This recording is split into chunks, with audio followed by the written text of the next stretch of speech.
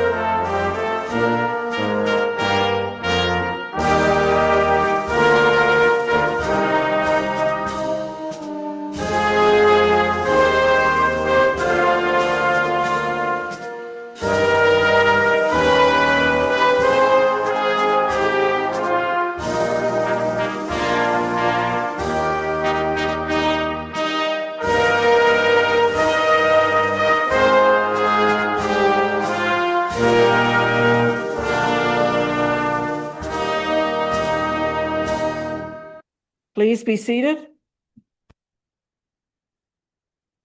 We'll start the meeting with the roll call. Mayor Sue Patterson, Present. Deputy Mayor Warren Dickert, Present. Councillor Harold Fleet, Present.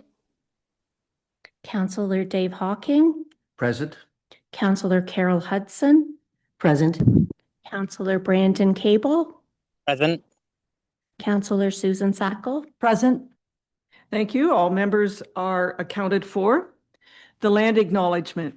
As we work toward reconciliation with Indigenous people, we begin our meeting today by respectfully acknowledging that we are situated on the traditional territory of the Anishinaabe Nation, the people of Three Fires known as Ojibwe, Odawa, and Potawatomi nations, and further give thanks to the Chippewas of Saugeen and the Chippewas of Nawash, now known as the Saugeen Ojibwe Nation, as the traditional keepers of this land. So welcome to our regular council meeting for Tuesday, May the 19th, 2026. Good afternoon, council, staff, guests, the viewing public, and the media. Council, does anyone have a disclosure of pecuniary interest or a conflict of interest? And as always, if one should arise during the meeting, you may declare it then. Item 5, we do not have any agenda additions or deletions. We do not have any delegations this afternoon, so we'll move right into item 7, which is council minutes, and we have one set of minutes. This is item 7.1, the regular council meeting minutes from May the 4th, and I need a mover and seconder before I highlight those minutes. Deputy Mayor Dickert and Councillor Hudson. During that meeting, we received a delegation from Alina Rakoff regarding the East End Trail Loop. And we also deferred consideration of correspondence requiring action with respect to the East End Trail Loop, pending receipt of the staff report outlining the costing for extending sidewalks from 19th Street to 20th Street and 24th Avenue, and the potential reallocation of the developer's trail contribution. We also amended the discharge of firearms bylaw. Are there any? Oh, no. I'll call the question. All in favor? Councillor Fleet is in favor, and Councillor Cable? In favor. Thank you. That is carried. Item 8 is business arising from the minutes. Are there any further questions, comments, or any discussion with that set of minutes that we just heard? Seeing none, we'll move on to the consent agenda, and I will ask if there are any items in the consent agenda that you wish to be discussed separately. Councillor Hudson? Thank you, Your Worship. I would like to pull 9.6 just as an information for the viewing public. And then also the additional letters 9.8 through 9.11 so that they can be read aloud, similar to the last council meeting that we had. Thank you. And I would like to pull 9.5, which is the letter from Minister Flack. So let me get my notes here.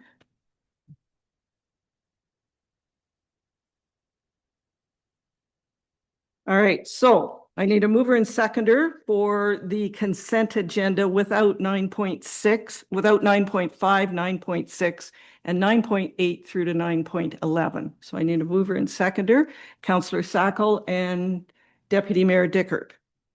All in favor? That is carried. Well, thank you, Councillor Cable, and Councillor Fleet. I'm assuming you're in favor? Yes, I am. Thank you. That is carried. So we'll begin with 9.5. So I need a mover and seconder to receive this letter. And I'll take Councillor Fleet. Are you okay to move that? Yes, thank you. Yes. And seconded by Councillor Hawking. I just wanted to highlight that this is a letter from the Honorable Robert Flack, Minister of Municipal Affairs and Housing. This letter is addressed to me and Mayor Kevin Eccles, and it is titled Minister's Restructuring Order Filing Notice. It states, please find enclosed a copy of the minister's order, which gives effect to the restructuring proposal that affects your municipality. The effective date of the order is May 1st, 2026. The letter further states that it is always encouraging to see the collaborative efforts of municipalities working together to strengthen local governance and deliver services effectively. So it is official. Very good. All in favor of, unless you have comments, of receiving that letter? And online, Councillor Fleet is in favor and Councillor Cable is in favor. That is carried. Thank you. 9.6, Councillor Hudson, you pulled that. You will move it. And seconded by Councillor, I'm going to take Councillor Fleet. Thank you. Please go ahead, Councillor Hudson.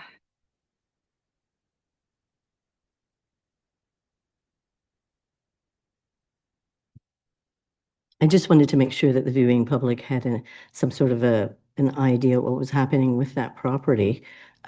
So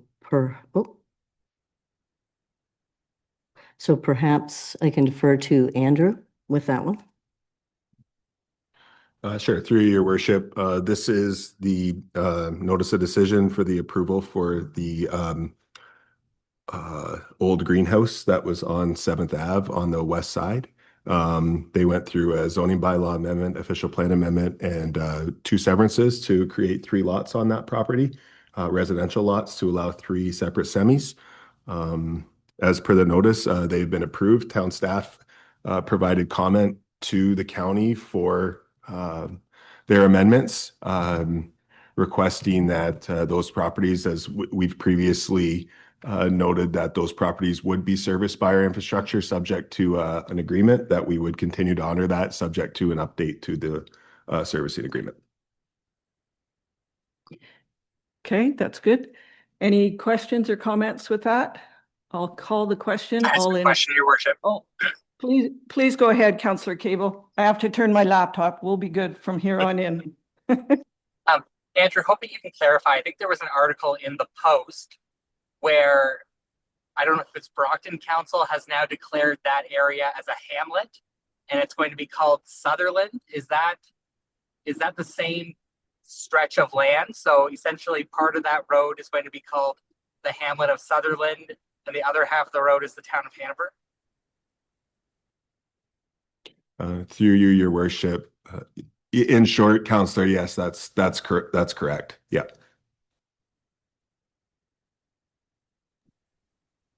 Okay. Thank you. Okay, other comments or questions? All in favor of receiving that for information? And thank you, Councillor Fleet and Councillor Cable. In favor. Thank you. That is carried. Then we have items 9.8 through to 9.11, and I'll just confirm with the clerk that we can have one motion to receive those. Thank you. So I need a mover and seconder before those letters are highlighted. Councillor Hocking and Deputy Mayor Dickert. Councillor Hudson, did you want to highlight those or do you want me to highlight them? Okay, thank you. So the first one is, this is item 9.8. This is a letter from Dave Carroll, and it is regarding the East End Trail Loop. It states that he is very concerned as it is not only, as the East End proposed trail not only takes away all our privacy along our back fence, as well as the fact that we know this area is used by so much wildlife. They are concerned about the trail going in, and also concerned about the flooding, which basically would wash any trails put in away in one season. The proposed sidewalk in front of our home would be the solution, we are told. Not ideal, but makes so much more sense than disturbing the natural habitat that already exists. 9.9 is a letter from Maureen Butler, and this is thanking everyone for voting in favor of eliminating the proposed trail and requesting the developer provide cost assessments for rerouting the trail to neighborhood sidewalks. It also states, we realize that you must represent the concerns of all taxpayers, and we want you to know that we appreciate the careful consideration you gave to our petition and presentation. And of course, we hope that you will be able to stand by your decision. Item 9.10 is from Lori Embry. It states, although this decision does not directly impact our residents, and I am not opposed to having a trail run through our neighborhood, I am opposed to the trail being constructed along the rear lot lines of the neighboring residences and the destruction of this area when there is no reason the trail cannot run along the proposed 18th Street sidewalk. The last letter, 9.11, is from Omar Halalbi, and it states that I am not trying to appeal to your interests, rather your conscience. Know that your decision made on March 16th of this year to relocate the East End Trail away from the wetland area and neighboring residential rear lot lines was the right thing to do. Are there any comments or questions for those letters? Seeing none, all in favor of receiving those for information? 2, 3, and Favor. Favor. thank you. Online, that is carried. Item 10 is staff reports requiring action, and this is report PW 0926. The subject is removal of the 7th Avenue water tank. It's from Jamie McCarthy, Manager of Public Works and Projects. And I need a mover and seconder to put this on the floor. Councillor Sacco. I can move it. And Councillor Fleet. Thank you. Jamie, all yours. Thank you, Mayor Patterson and members of the council. I'm here to present report PW 0926, removal of the 7th Ave water tank. As the construction of the new 7th Ave water tower nears completion, it causes the redundancy of the existing water tank. The water tank was constructed in 1957, and by the end of July will no longer serve a purpose for the water system, the water distribution and storage system for Hanover. Development and infrastructure staff researched and developed an RFP package to move ahead in decommissioning the old tank. Through this process, staff made sure to adhere to various regulations such as the Occupational Health and Safety Act, the Canada Labour Code, and the Workplace Hazardous Materials Information System, commonly known as WHMIS. 2 proposals were received, with IQ Environmental Inc. submitting a total bid of $336,000. The document was obtained by numerous companies, with the second bid at $778,592. Staff provided an estimate cost of $200,000 during the 2026 budget process for this activity. Due to the demolition requiring specialized abatement and construction practices, in addition to fuel and industry increases, a budget deviation was evident.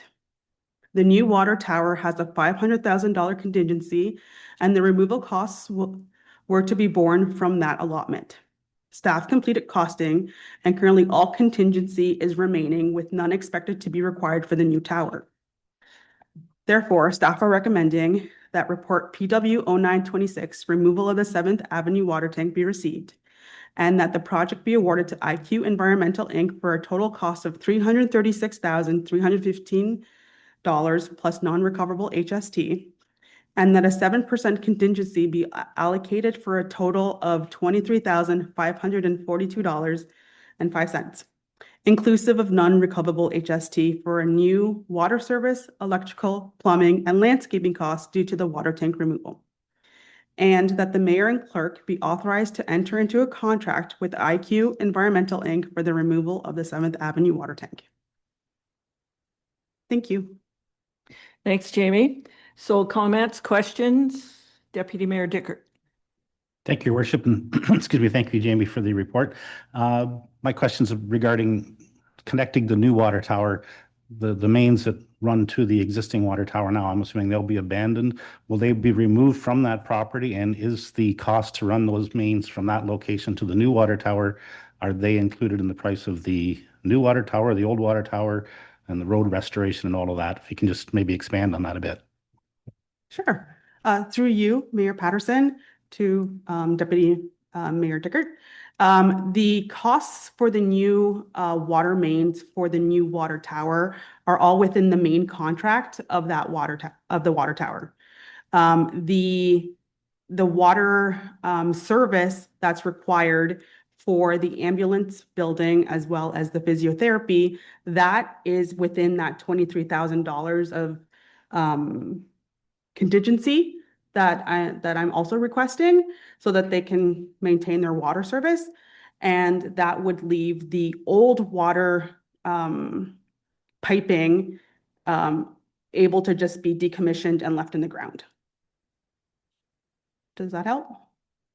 Yes. Will that property, and I don't know what the size of what the footprint is that a piece of property that something could be built on at some point in time? Or will so if those water mains are abandoned, does that become an available piece of property for us, I guess? Through Mayor Patterson, that becomes an available property. We would sell it as is. So whoever was to purchase that property would be told in advance, this is what's in there. And if you do wish to build something, you would have to do A, B, C in order for something to be constructed.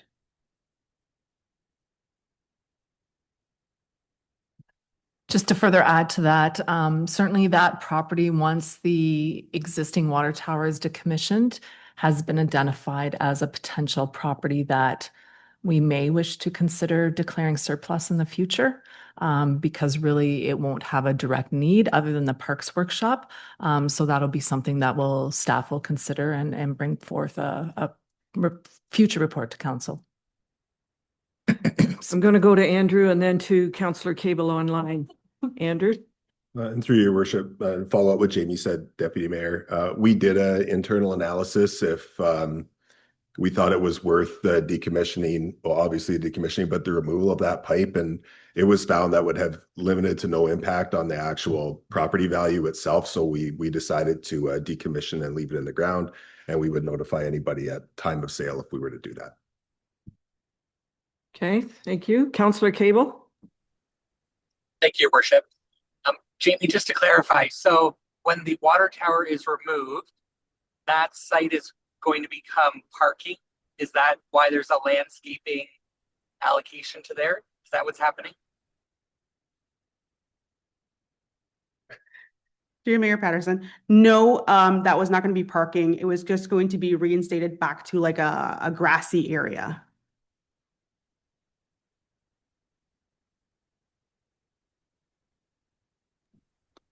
Okay. Councillor, okay. Councillor Hudson? Thank you, Your Worship. What is the size of that property? I think that was part of your your question. Any idea? Like,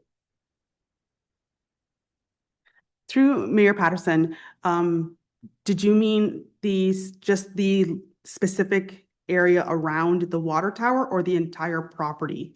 the entire property, if you were to sell it to someone, is it an acre or less than, or? I don't know that. Through your worship, yeah, I'm not sure if it would quite be an acre.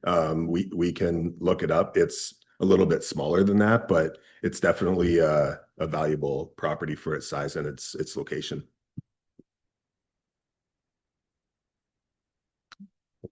That's good. Other comments or questions? Councillor Sacco. Thank you, Your Worship, and thank you, Jamie, for your report. So when I'm looking at the demolition of the existing water tank and the two bids that you received, were you surprised there was such a huge difference between the two bids? Through Mayor Patterson, to Councillor Sackel, no, I wasn't surprised. The one bid came from a firm out of the GTA. So I've seen variety in projects like this, so it wasn't surprising. Okay, any other comments or questions? None online. I will call the question. All in favor of PW 0926. In favor. In favor. Thank you. That is carried. Item 10.2, we're on page 63, if anyone's following the package by page. This is report PB 1026. The subject is removal of part lot control 743 and 739 on 18th Street. It's from Andrew Wilkin, Director of Development and Infrastructure, and our CBO. I need a mover and seconder. Councillor Hawking and Deputy Mayor. I can move it. I got the Deputy Mayor on that one, Councillor Fleet. Okay, Andrew. Thank you, Your Worship. On April 20th, 2026, we received an application for part lot control under Section 50 of the Planning Act for the properties described as lots 9 and lots 10 of registered plan 16M95, also known as 743 18th Street, in addition to property known as 739th 18th Street. In Saugeen Cedar Heights West, lots 9 through 12 form a fourplex of street townhouse development. Ownership is currently held by 2747830 Ontario Ltd. Within these lands, parts 12, 14, 15 of lot 9, together with parts 7 and 9 of lot 10, are identified as access easement areas.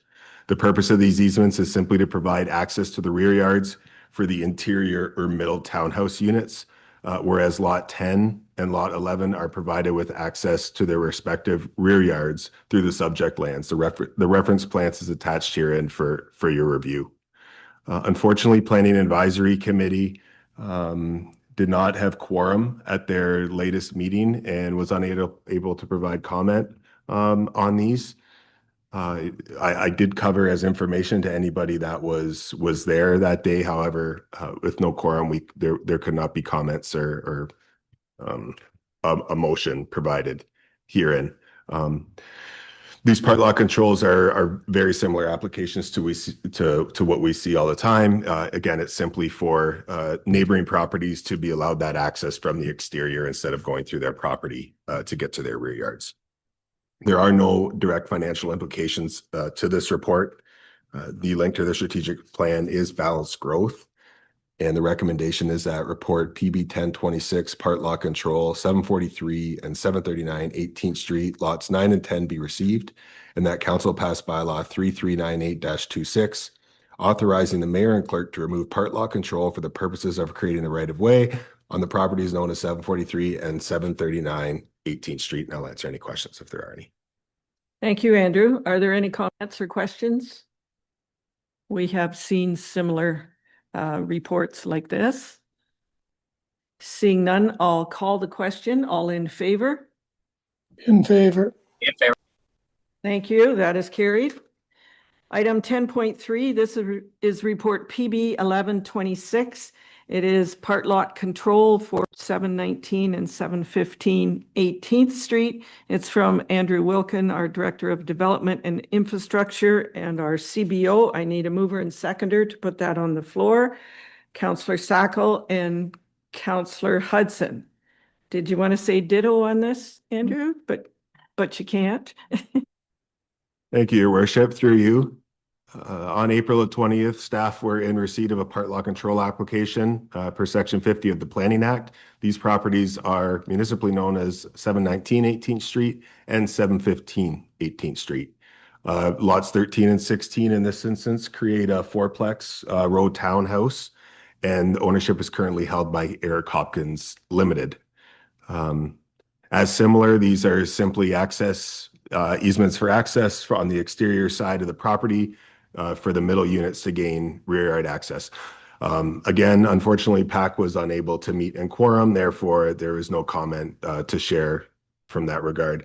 The only note I wanted to make, and the only difference with these, this and the previous report, typically we see these part law control rights of ways at the back of the property.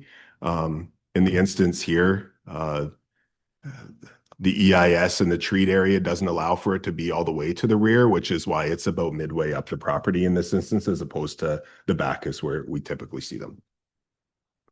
There are no financial implications of this report. The link to the strategic plan is balanced growth. And the recommendation is that PB 1126 part law control 719, 715, 18th Street, lots 15 and 16 be received.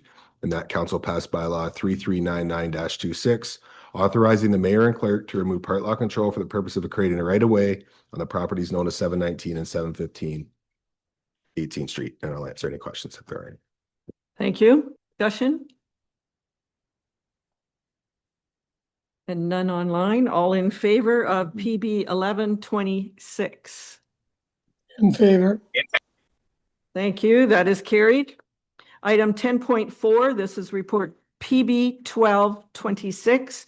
The subject is the new police station financial update and direction. It's from Andrew Wilkin, our Director of Development and Infrastructure and CBO, and I need a mover and seconder to put this on the floor. Councillor Hawking and You can second it. Councillor Fleet. Thank you. Andrew? Thank you, Your Worship. I'm wondering if council saved their questions for this report.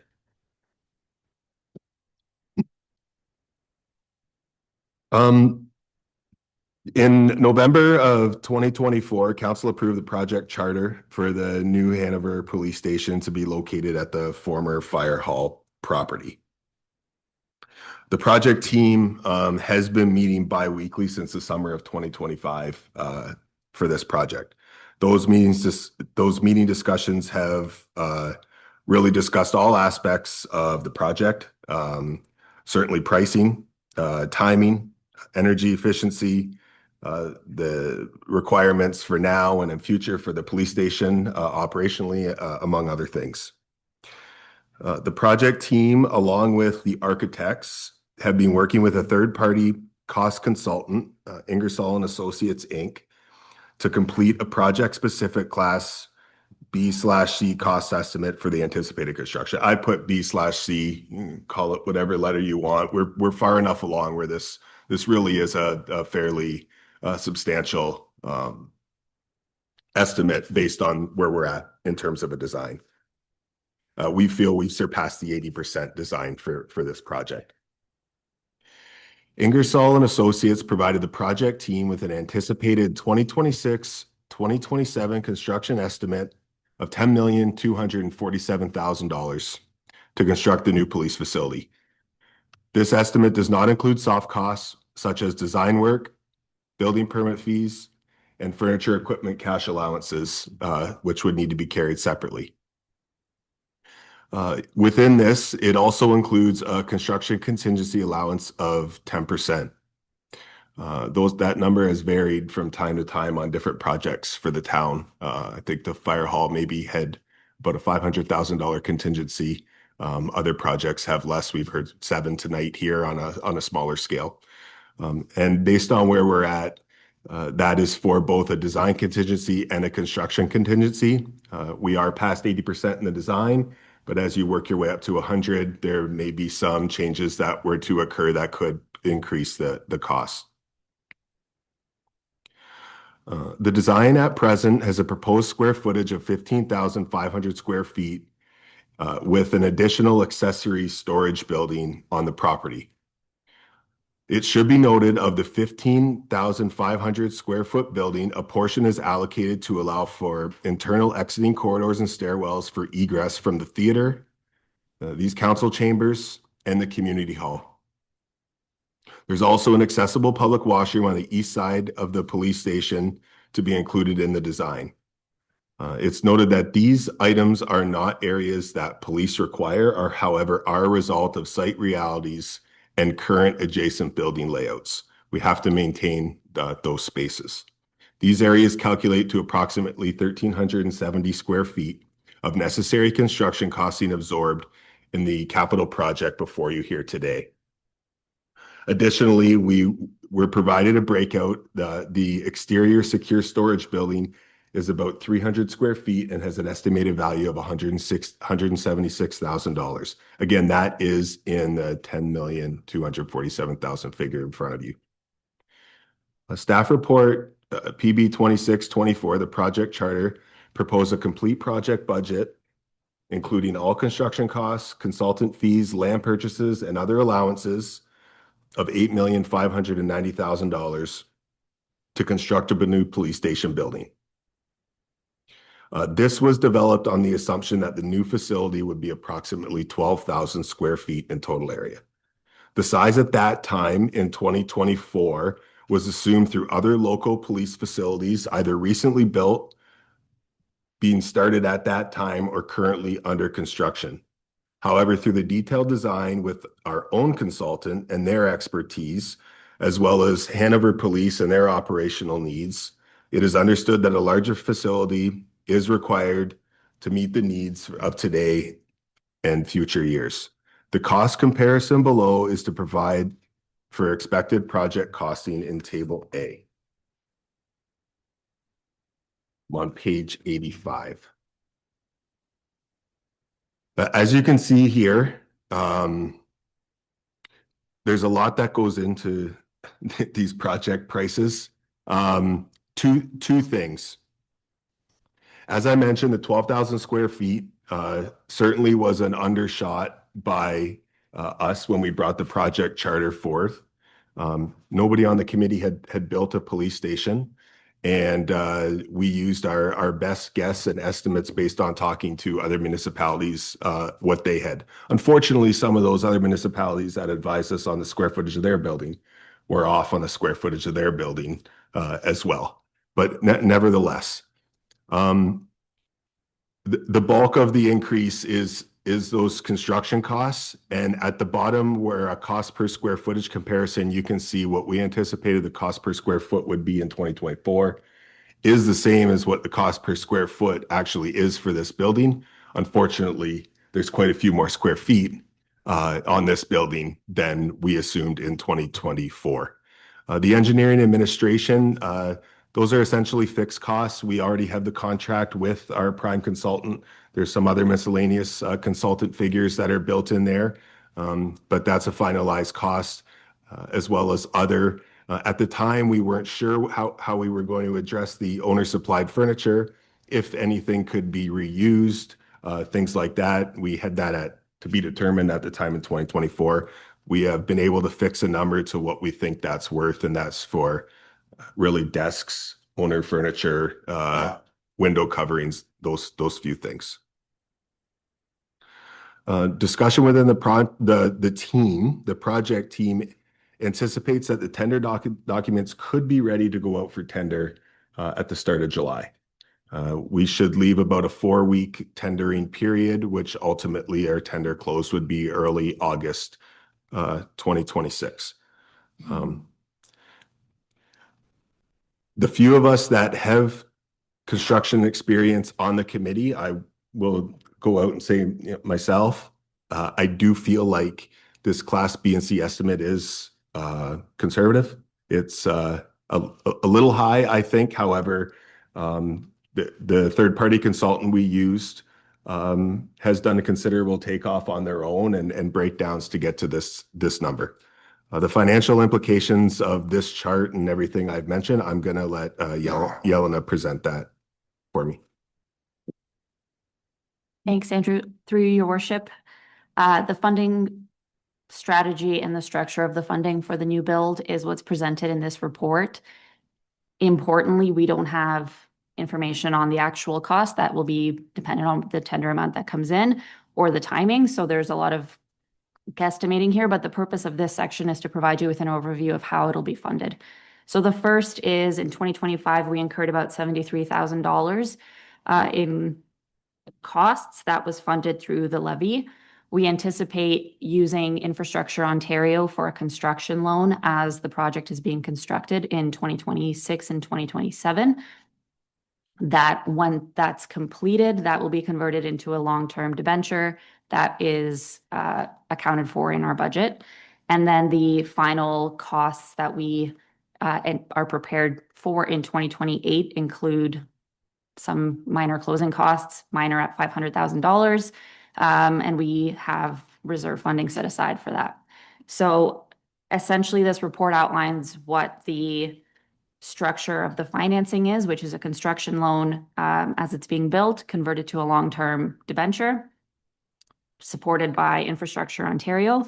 We don't know what the rates are, so we've done some kind of stress tests throughout the report to see, well, if the interest rates change significantly between today and when we actually convert into a debenture, what does that look like in terms of our annual payments? We've also stress tested if interest rates fluctuate during the construction period. The only thing that we're paying is the interest on the construction loan. So we've done some analysis in Table 2 for that. And that's all to say that with kind of the worst case scenario of the entire project being essentially debt funded. So there's no reserves in here. There's no any other sources of funding, assuming a pretty conservative estimate of what interest rates will be at the time of conversion, assuming that there's no other funding available to offset those costs, that the full construction costs are going to be funded through debt. The annual debt payments are in line with what has been approved in the budget over the 3-year period. So with that, I'll pass it back to Andrew. Thank you, Your Worship. Thank you, Yelena. And with that, the link to the strategic plan is safe and reliable infrastructure, strong and vibrant economy, balanced growth, and open and responsible government. The recommendation is that report PB 1226, new police station financial update and direction be received. The council approved the revised anticipated project budget, a total cost of $11,300,000. That council authorized staff to proceed with the tendering process, and that council authorized staff to award the tender and execute the necessary construction contracts following the tendering process in the event that council is in lame duck period, provided the tender amount is within the approved project construction budget detailed within this report. And I will answer the questions. Thank you, Yelena and Andrew. Comments, questions, discussion? Councillor Hocking. Thank you, Worship. Thanks for the excellent report, Andrew. I was going to ask Chief Knoll to explain the purpose of the exterior storage building that's estimated at a cost of $176,659 for the rest of the council. Through you, Your Worship. Councillor Hocking, that's a good question. The 300 square feet that we're looking at is for seized, stolen property. Such things as found bicycles, which we know is stolen, any large item that we would be taking into our custody, that's what that would be used for. And the idea behind that is to have on-site storage of those items for secure storage. Through you, Your Worship, if I could make a few other comments. So we've been in our current facility since May 14th of 1980. We're currently in there 46 years. We're going to be, by the time this new facility is completed, a grand opening will likely happen at the 48-year mark. I anticipate that this new building, will last between 30 and 40 years, which will take us between 2058 and 2068. I can also tell this council that we have been talking about a new police station since my arrival here with the Hanover Police, and that was in 2010. The former chief had indicated that when she retired by 2015, she had hoped to be into a new police station by 2015. Due to other priorities of the town and the need for us to understand that we are trying to make do and work with what we have postponed the new police facility, but I think we are to the point now where we need a new facility. There is not a square inch of our current station that is not being used. We have converted closet space into secure property storage.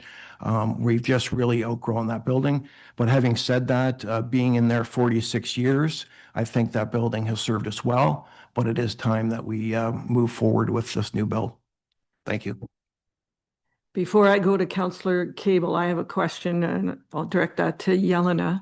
The surplus that is returned from the Police Service Board, is it in these numbers? Through you, your worship, it's not included in these numbers at all. So that's what I meant by saying it was a very conservative kind of worst case scenario funding plan. The goal is that the 2028 costs, whatever they may be, are covered through that surplus. And once the tender is approved and once we see kind of how construction is flowing, if there's additional surplus available, or we anticipate that there will be additional surplus available, then we would use that to pay down some of the construction loan before converting it into a debenture.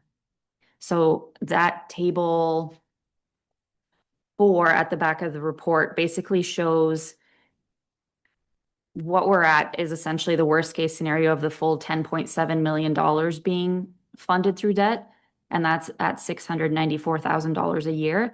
If we apply that surplus, the amount that we need to take on debt will decrease and the annual payment will decrease as well. So long story short, it has not been included, but it makes the picture a lot better. It just hasn't been included because it's a very broad estimate of what the construction timeline and the costs will be. So is the surplus right now without the 2025 surplus, is it 750,000? Through your worship, yes, it is. Very good, thank you. Councillor Cable, then Councillor Hawking. Thank you, your worship. I do have a few questions, but I will start with just wanting some clarity around the energy efficiency that we're currently going for. What has the committee decided in terms of our energy efficiency for the police station? I know at one point we were talking about it being, whatever we're going to call it, net zero ready. Is that still the current thought? Through your worship, yeah, the committee hasn't talked in some time about certainly considering net zero components. The direction to the consultant has been to make it net zero ready in terms of being prepared for solar panels potentially to be installed. High energy efficiency HVAC systems are being installed. Building automation system will be installed as part of this. Some larger conduits and things like that for future readiness to pull more electrical cables when those services ultimately were to be in. Thank you. Also hoping you could clarify with the storage building that the chief and Councillor Hawking were talking about earlier, where on the property is it currently proposed for that to be built? Through your worship, it's proposed to be in the enclosed parking area on the south side of the building, adjacent to the church. Is it at all a worry that, I guess my thought is that putting it there, does that limit our opportunities in the future should the adjacent property become available?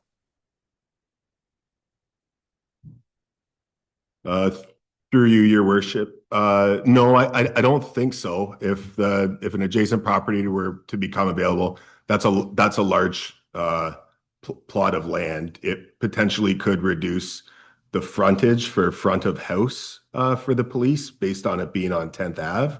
But there would still be a lot of space on that property as it abuts to do an expansion. You know, it would have to go through a consultant design and get some ideas, but no, I don't think it would really hinder it at the end of the day. Okay, so the police would never need additional parking in that area. Through your worship, probably. Obviously, it's a fairly tight site. We've maximized as many parking spaces as we could within the locked up compound. Unfortunately, there's really nowhere else to put that. No matter where we put it, we had originally spoke of putting it a little more further east on the property in that area. No matter where you put it, it's about 300 square feet, and you lose approximately the same amount of parking spaces regardless where it is. It is a secure lockup, so it should be in a secure area. So the location's been juggled around a bit, but I don't think you lose or gain any more spaces regardless of where it goes. Thank you. Okay, that's it for now. Councillor Cable? Yes, I'll ask the rest in person. Okay. Councillor Hawking, then Councillor Fleet. Thank you, Worship. I just want to inform the rest of my council colleagues. I was fortunate, or am fortunate, to be a member of the construction committee, and I too have been at most of the bi-monthly meetings. I've traveled with Chief Knoll to visit Saugeen Shores, Aylmer, and attended the opening house of West Grey. This building is not a Taj Mahal. This building is the bare bones, if I could use that as an analogy. We have done our due diligence. The only thing that caused a wrinkle, and Andrew did a great job of explaining, we thought it would be a certain size, and when we went through the processes of making sure that police services were operational and functional to the best of our ability for 40 years, we found out that our original 12,000 was now 15,000. It's just been, for me, a rookie in the process, and but it is what it is. So I want to state here tonight that I totally support the report that Andrew, I support Chief Knoll, his staff, and everybody who's been involved in this process. There definitely has been an approach of doing our due diligence. We've done the best we can, and we're fingers crossed that the tenders come in, and it would be great news if the tenders came in lower than what we're estimating. But I just want to echo that we need this. It's time to move forward, give direction to the staff to submit the tenders to the contractors, and let's move on. We've been there for, did Andrew say 2025 or 20? Seems like almost 2 years, but we definitely have been working very, very hard. And I want to salute Andrew for his leadership in this role by making sure that the I's were crossed. I guess the I's were dotted and the T's crossed, excuse me. And also to Chief Knoll, who has played an important part. He is part of the process every single meeting. He meets with the architects on a daily, or not a daily, but a weekly basis. And I am confident that we have done the best that we possibly can under the, I think the issue would be the lot at the start was a bit confining, but we made it work, and I'm looking forward to the next steps in the process. So there you have it. I support the entire process. Thank you. Councillor Fleet? Well, thank you, Your Worship, and thank you to the committee and everybody involved with this project. I feel we can't stall any longer. This has been going on too long. I think it's time we go on with this project. I support, moving forward. I feel that if we're going to do this, let's do it right, because we don't get another chance. So I support the project. I think we need to move ahead right away and send it out to tender. Thank you. Thank you. Deputy Mayor Dickert? Thank you, Your Worship, and I can vouch for Chief Noel. I was on the board when when he came on board here, and we were talking about a new building that long ago. So certainly is well overdue. I'm also very happy to see that the hard work you've done to create those reserves will be applied to this. So congratulations on that, and thank you. A couple of questions that I have. A while ago, we asked about a basement being part of that project. Just wondering what the outcome of that discussion was. Through Your Worship, the outcome was it was an estimated $2.5 million, and we talked about it briefly and decided that based on where we're at current constraints, it probably made sense to allocate our discussions to the other portions of the property. Okay, thank you. And the other question I just had was regarding the furniture. Does the furniture belong to the town, or does that belong to the police board? And does that become part of the town's budget? Or, because I know we used to, a lot of equipment that is purchased comes through the board, police services board.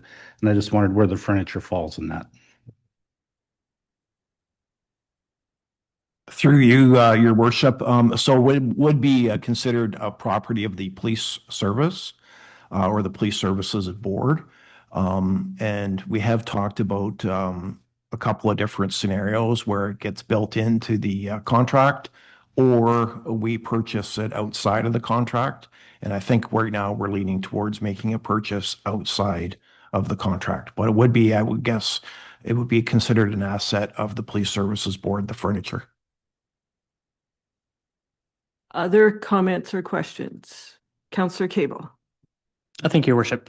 I'm just wondering if the chief or if Andrew could provide some clarity. In the report, it talks about the ability to expand in the future. Wondering, what does that look like on the site? Is it that it would be an expansion of the second floor, or what is the thought process around there? I guess when we're talking about it only, being here for 30 to 40 years, it is a little worrying, right? Because certainly, what do you do with an old police station when you need a new one, right? When it's connected to our municipal building. Through Your Worship, yeah, the site is tight, especially when we could fit 12,000 square feet on it, a little better than 15.5. Expansion means up. The second story is maybe about 60% of the footprint. So there's considerable space, probably to add another 4,000 square feet on that second level. As well, it's designed where it could add a third level at some point if it was ever required. But right now, the expansion means up.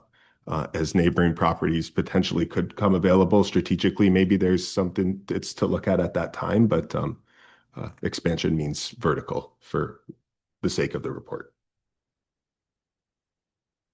Thank you for clarifying.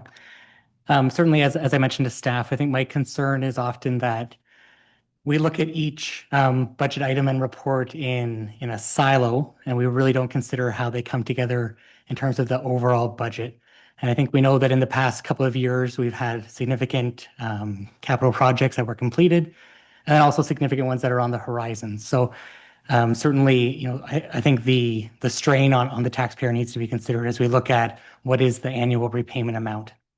I had inquired earlier today, and I'm just hoping that Yelena can provide some clarity. Certainly, it was my thought that the total interest that would be paid over this 30-year period was too much.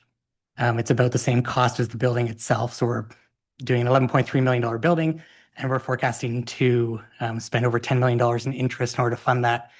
So my thought was that we should either extend the tax rate increase in order to increase the amount for the annual repayment and shorten the amortization, or perhaps look at a different way to fund it. But I'm wondering if Yelena can provide some context, because certainly her argument around the 30-year amortization was really appreciated.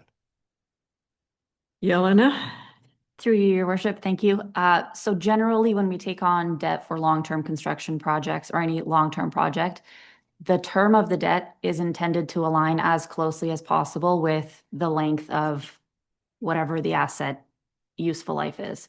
So if we're looking at a police station that's going to last 30 to 40 years, we would be looking at debt over a term of 30 to 40 years to make sure that everyone who benefits from the use of the asset is contributing to the payment of the asset. If the term of the debt is shorter, that means that the annual payments are higher initially, and that initial population is paying for more of the use of the asset, where the later population isn't necessarily paying as much. That's the logic behind behind matching the term of the debt to the useful life of the asset. In the case of the Municipal Act, the maximum amount that we can do in terms of the duration of the debt is 50 years. If we go through Infrastructure Ontario, which is the recommended approach, their maximum is 30 years, which is why the 30-year amortization is the recommended approach. I hope that's sufficient. Excellent, thank you. Because certainly it was my thought that we could shorten it down. I think also the 30-year amortization perhaps helps us when the fire hall will be paid off in advance. So maybe it helps to spread out things a little bit more as we get 20 years down the road. Go ahead, Yelena. Sorry, I just wanted to add one thing on the $10 million total cost for the interest.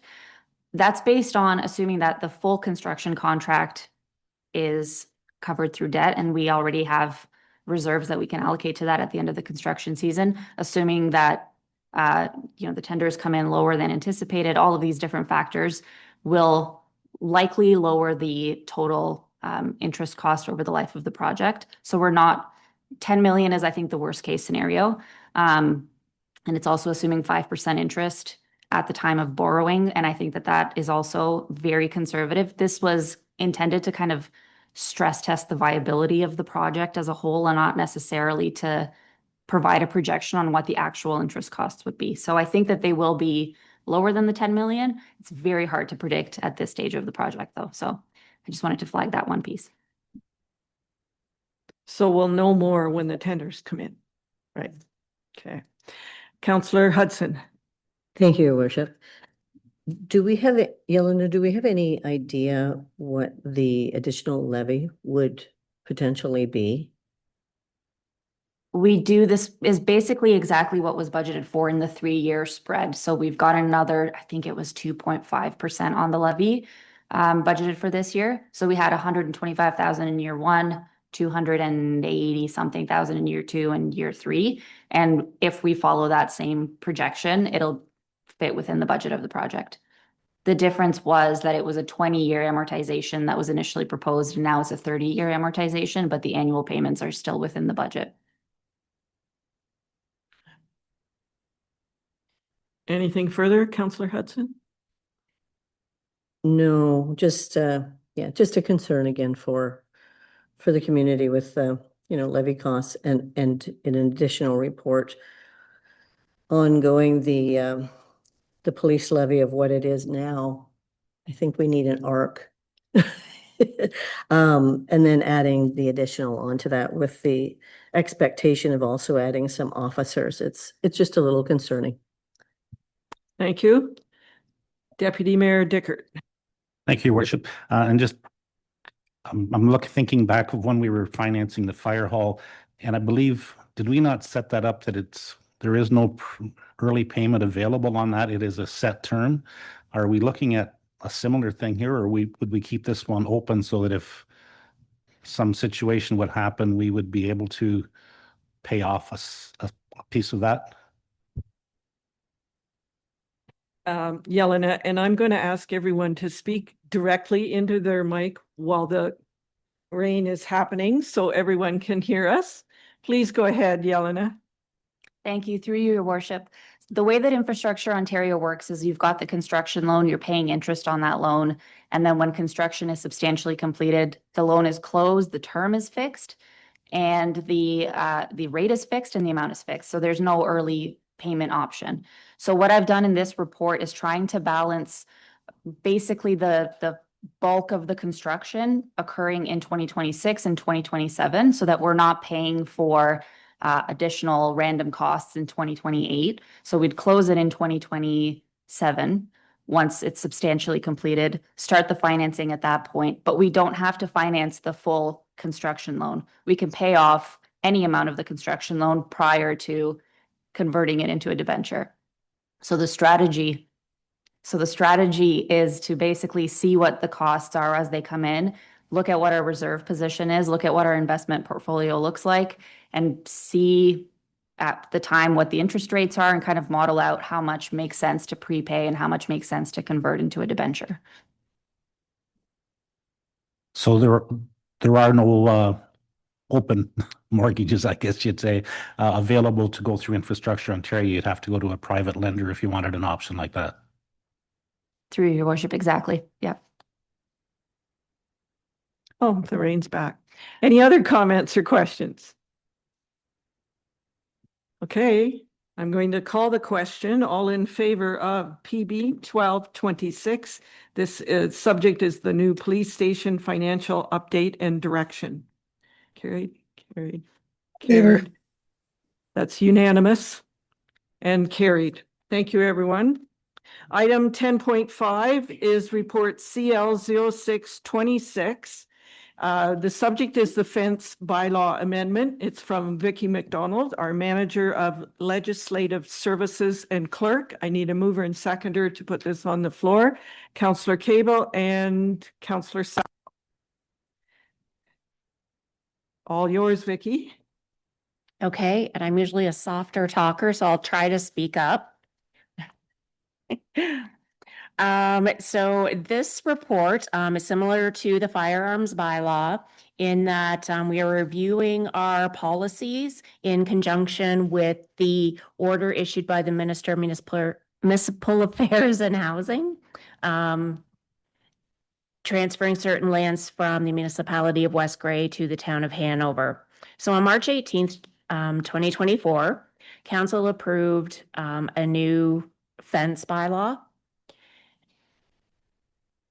Today, we are considering amendments to that bylaw to incorporate agricultural land and farm fences.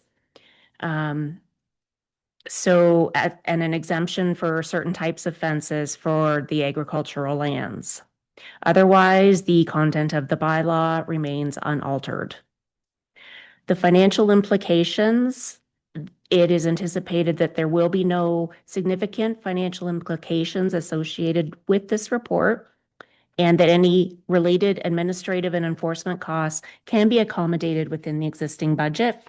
The link to the strategic plan is healthy and welcoming community, balanced growth, and open and responsible government.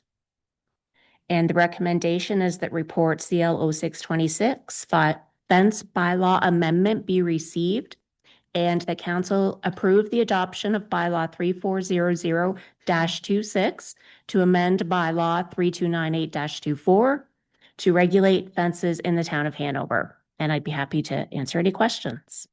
Thank you, Vicki. Are there any questions, comments? None. Okay. All in favor of report CL 0626? In favor. Thank you, Councillor Fleet. Yes, that is carried. Item 11 is committees of council minutes. We have one set of minutes. We're on 11.1. This is page 104. I need a mover and seconder to highlight those, or before I highlight those, Councillor Hocking and Councillor Hudson. So just a couple of highlights. You'll remember we had a delegation from One Investment. They were providing an update to us about their services. We also had a projected policing staffing costs with the 10-year outlook, and we had an overview of the 2025 preliminary year-end financial position and the 2025 preliminary reserve and reserve fund position. Any comments or questions with those minutes? Seeing none, all in favor? Favor. That is carried. Thank you. Item 12 is bylaws. We have 3 bylaws, and I need a mover and seconder before I ask the clerk for the intent of those bylaws. Deputy Mayor Dickert. I can move and it. Councillor Fleet. Vicky? Bylaw number 3398-26 is a bylaw to remove certain lands from part lot control. Bylaw number 3399-26 is also a bylaw to remove certain lands from part lot control. And bylaw 3400-26 is a bylaw to amend the fence bylaw 3298-24. Thank you. Okay, it's been moved by Deputy Mayor Dickert, seconded by Councillor Fleet, that bylaw numbers 3398-26 and through to 3400-26 be introduced and that they be taken as read a first, second, and third time, finally passed, signed by the mayor and the clerk, sealed with the seal of the corporation, and inserted in the bylaw book. Is there any further discussion with those bylaws? Seeing none, all in favor? Favor. That is carried. Thank you. We do not have any correspondence requiring action, so I will ask item 14, are there any notices of motion? Seeing none, wait till I get this in order here. I think we're on good news and celebrations. Is that correct? All right, yes. Good news and celebrations. I'm going to start with Councillor Hocking, even though we don't actually go in order, but I do move around. So Councillor Hocking, do you have anything to share? Thanks, Your Worship. So on Saturday, the Saugeen Municipal Airport hosted an appreciation day to recognize Ross and Connie Sibbett. Ross and Connie Sibbett were the original owners and visionaries of the Saugeen Municipal Airport. They are being remembered as foundational pillars of the local aviation community for establishing the initial grass landing strip that's grown into this amazing regional airport. Ross was a member of the Hanover Flying Club, and that club donated $25,000 to the airport. And in his honor, we thank all the members of the Flying Club for the generosity. Ross and Connie would certainly be pleased what the SMA has become and will become in coming years. There is a plaque on a decorative stone as you now walk into the airport. It was really well attended and a great event. Secondly, I'd like to just thank the Hanover community players who played host to the Western Ontario Drama League this past weekend. This event started with opening ceremonies at the Carriage Events Center with Mayor Patterson welcoming drama troupes from Kincardine, Woodstock, and Goderich. Kincardine play followed the opening ceremonies on Thursday, with Woodstock and Goderich following on Friday and Saturday, respectively. The event closed on Sunday with a gala celebration at the event center with over 200 interested individuals attending, where the awards were announced. And it was almost like being at the Academy Awards, I must say. After each show, the adjudicator gave a brief critique of the play with a more detailed review the following morning. This experience was awesome, and I would like to thank all the volunteers who played a pivotal role in making this a total success. Our town did good. A special thanks to Bricklin Perkins, who chaired the organizing committee, the many generous donators who financially supported the 4-day event, and the Lions Club for their contribution. It was an awesome event, and they spoke so highly of our theater and our town. So thanks, everyone. Thank you. Anyone else? Councillor Sackel. Thank you, Your Worship. I'd like to add on to what Councillor Hawking said with the community players. This was the first time Hanover had ever hosted the festival. So it was amazing because I was thoroughly impressed with the volunteer team that I'm assuming Brooklyn put together. And the three theater troupes that came were from Kincardine, Woodstock, and Goderich. So it was just wonderful to see all those different shows. And some people I sat with in the theater were from Elmira. They just go to the festivals to visit and check out our town. So I thought it was wonderful. But I'd also like to speak about the generosity of Dale and Kathy Cousins from Canadian Tire. Once again, they ran the hanging basket sale with the Hanover Public Library so that the library received $1 for every $12.99 hanging basket plant that was sold. And I want to thank the staff and the volunteers who worked. They went through various temperatures throughout the day, or the weekend rather, and ending with a very hot and humid weekend. It wasn't fun to be out there. First, we had to keep the plastic bags on, then we had to keep them off because we didn't want them wilting, and we had to water them. It was a lot of work. But I was informed just today that this has been the most successful plant sale they have ever had. They've made over $4,000, and the final tabulations are yet to come in. So congratulations. Thank you. Very good. Anyone else? Councillor Hudson. Thank you, Your Worship. I just wanted to bring to the attention of the viewing public an event that's happening on Saturday, May the 30th. There are 2 trunk sales and a yard sale happening. Grace United Church is having an indoor yard sale. The Hanover Legion Branch 130 is doing a trunk sale, as well as the Curling Club. So it's a 3-corner event per se. The trunk sale spots are available to reserve for $10 at both the Legion and at the Curling Club. And so see if you can find some really great finds if you're out that day. Very good. Councillor Cable. Thank you, Your Worship. I'd like to congratulate the Hanover Curling Club on a really successful Dueling Pianos event, which was hosted at the Carriage House Event Center a couple of weeks ago. It was fantastic to see so many people come out to support the Curling Club and their fundraising efforts. And I would also note that harness racing is about to resume at Hanover Raceway. Their official start date is June the 6th with post time at 1:30. Yes, race time. Okay, I don't see any other hands raised. I'll ask staff. Is there anything to share, to update? No? Okay, we'll move on. Item 16, upcoming committee meetings. Are there any dates listed on the agenda that should be altered?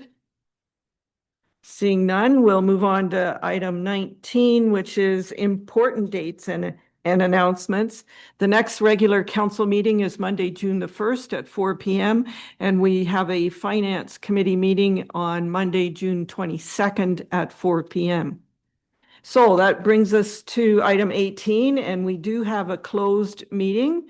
And that is that the Council of the Town of Hanover meet in closed session in order to address a matter pertaining to labor relations or employee negotiations related to collective bargaining. I need a mover and seconder to go into close. Deputy Mayor Dickert and Councillor Hudson. That is carried. So we'll just wait and